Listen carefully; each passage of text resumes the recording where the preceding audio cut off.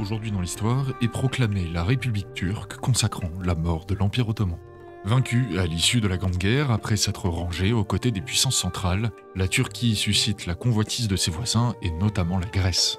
Elle sera sauvée in extremis par un général de 38 ans, Mustafa Kemal, qui entre en rébellion ouverte contre le sultan dès 1919. Celui-ci réussira depuis Ankara, une ville au milieu de l'Anatolie, à défaire le sultan, mais aussi à résister à l'influence occidentale qui souhaitait, avec le traité de Sèvres de 1920, dépecer les restes de l'Empire. Les Grecs, alors profondément enfoncés en Anatolie, sont défaits et rejetés à la mer, de même que les populations grecques anatoliennes qui sont chassées d'Asie mineure. Surnommé Gazi, le victorieux, Mustafa Kemal contraint les Alliés à signer un nouveau traité à Lausanne en 1923 qui jette les bases de la Turquie moderne.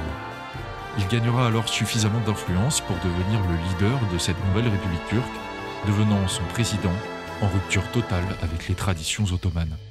Il installe sa nouvelle capitale à Ankara, supprime autant que possible l'influence religieuse dans la nouvelle Turquie, inscrit la laïcité dans la constitution et développe alors une idéologie nationaliste fondée sur la race pour unifier la Turquie autour de sa personne.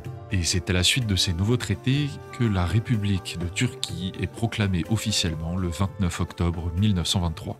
Et Mustafa Kemal entamera alors une longue présidence au cours de laquelle il gagnera son surnom Atatürk, le père des Turcs.